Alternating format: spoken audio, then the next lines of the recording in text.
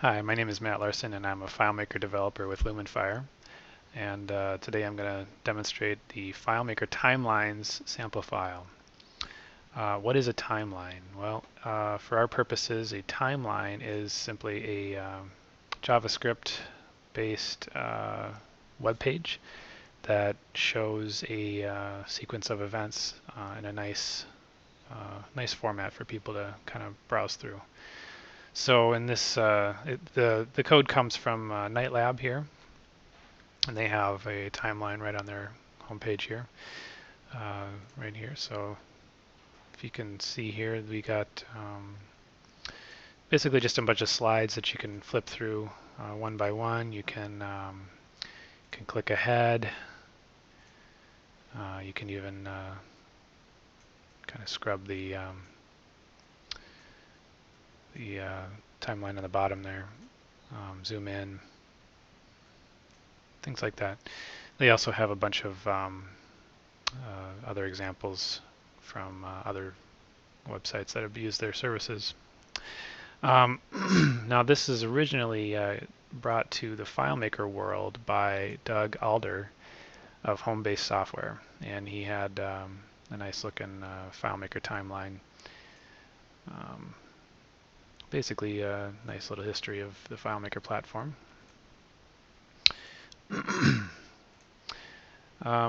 So I'm going to go through the sample file here and show you how you can actually do this yourself. And I think this tool here is going to be a really nice aid for anybody who wants to do this. So what is this file? We have a parent records of timelines and child records of events. Here we're looking at the FileMaker Pro timeline. That's the parent record, and then we have 93 event records attached to it. So if we look at the relationship graph, very basic, not too much to it.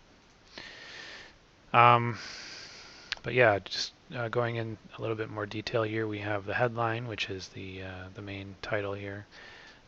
We have a text field, which is sort of intended to be a general description of the timeline, and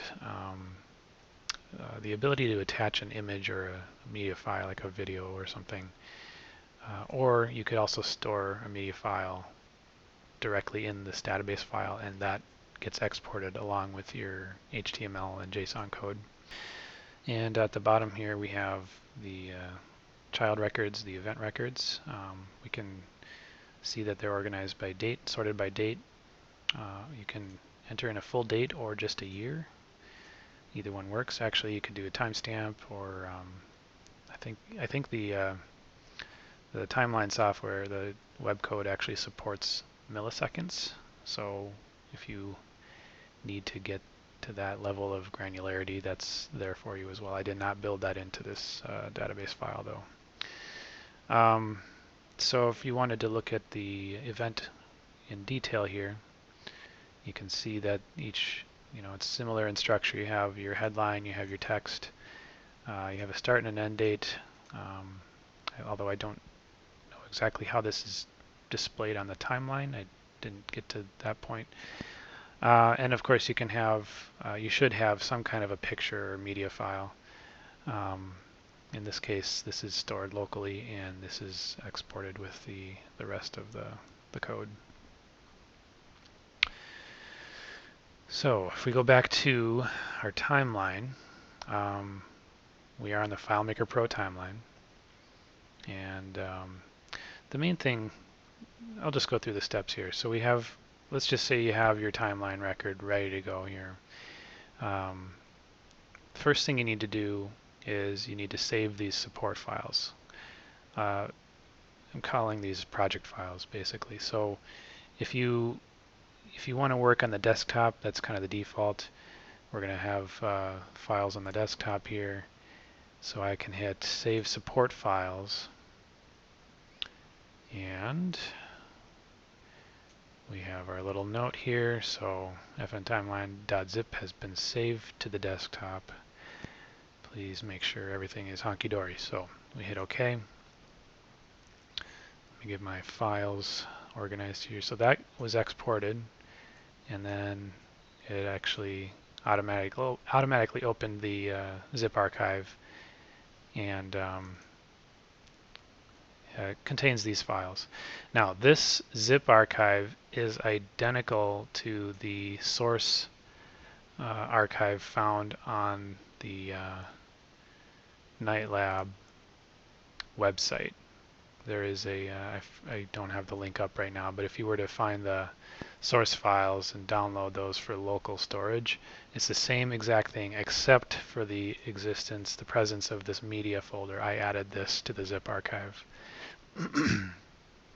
That's going to be required for anything that gets exported from any media files from the FileMaker database. So this is on the desktop right here, FM timeline. And what we want to do is make sure that this name matches this name. For the purposes of this demo here, what we can do is we can say FileMaker Timeline, and I just copy that and I can paste that into there.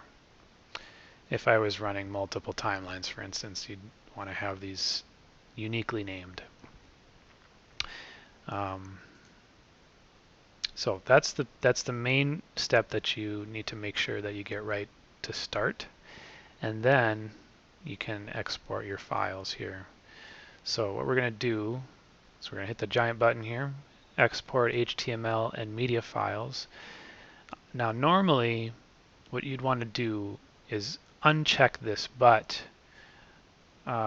when you're testing things, I got it written out here, but when you're testing things, you're going to want to make sure that that's checked, because there's a JavaScript security setting that will not load a linked JSON file.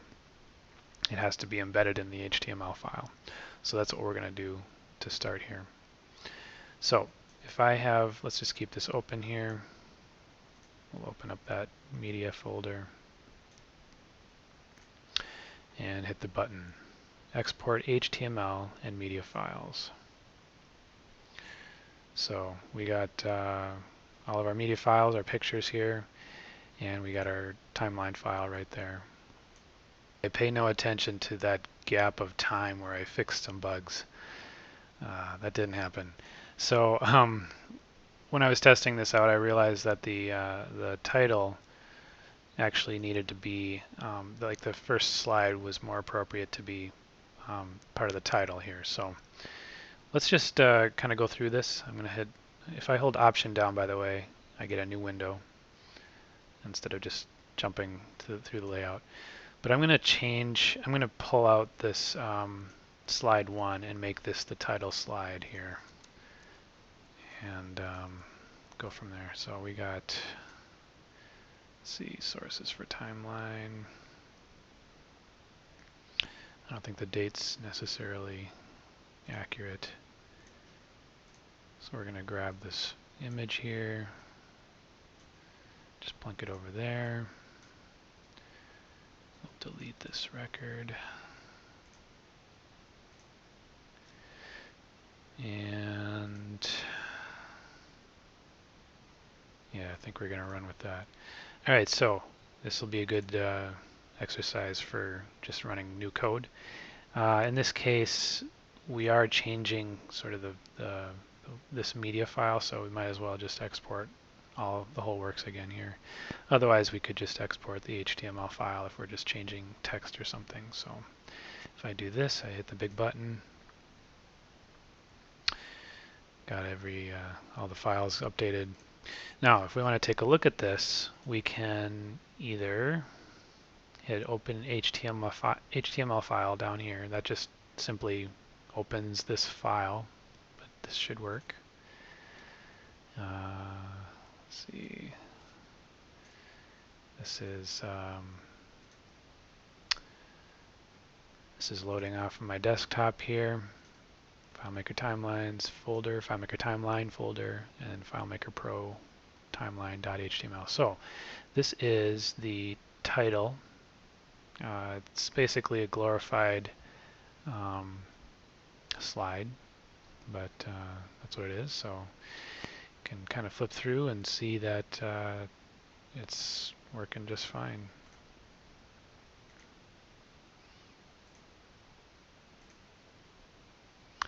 So there's a lot of slides in this slideshow, by the way. But you can, if we flip to the last one, 2018 FileMaker DevCon in Dallas, Texas, and we flip back to FileMaker, all the way to the bottom, we see that this is that slide. So we have a successful local test. Now, if I want to take a closer look at the code, why don't we just do that real quick?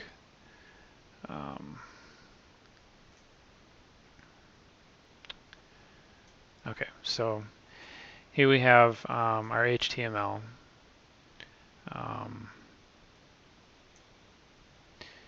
And as you can see, there is a huge chunk of JSON code. This is all embedded in the HTML because it won't work otherwise. It'll just kind of not load if you try and open it in your local browser.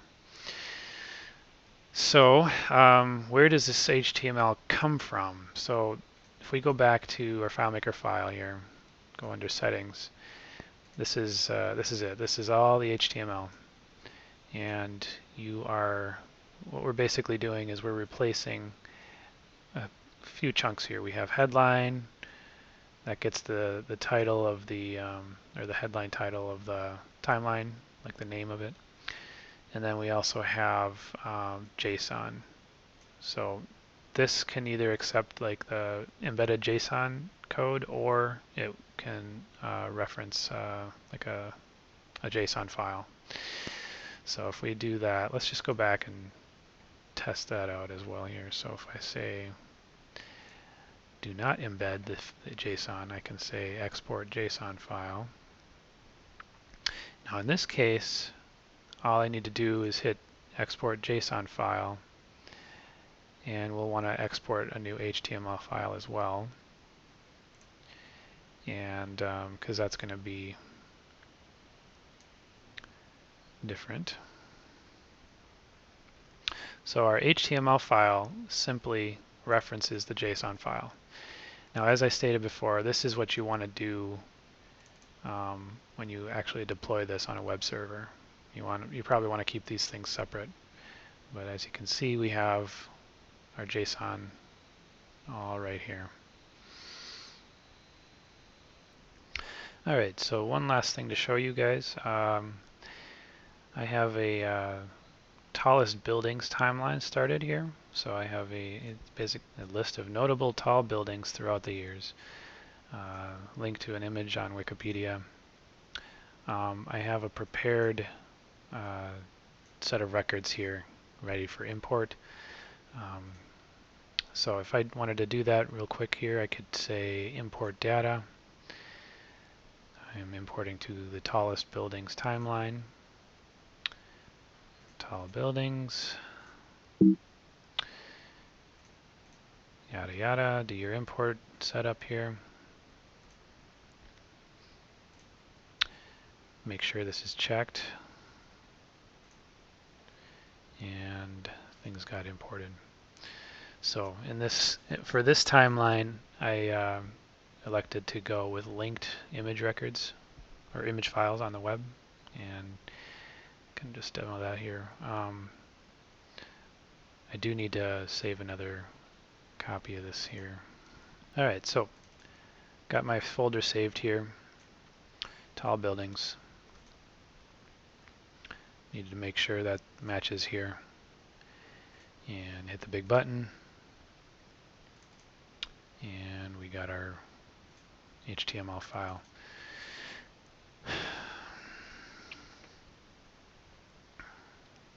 So all of these images are external. They are not stored on my computer here, and everything works.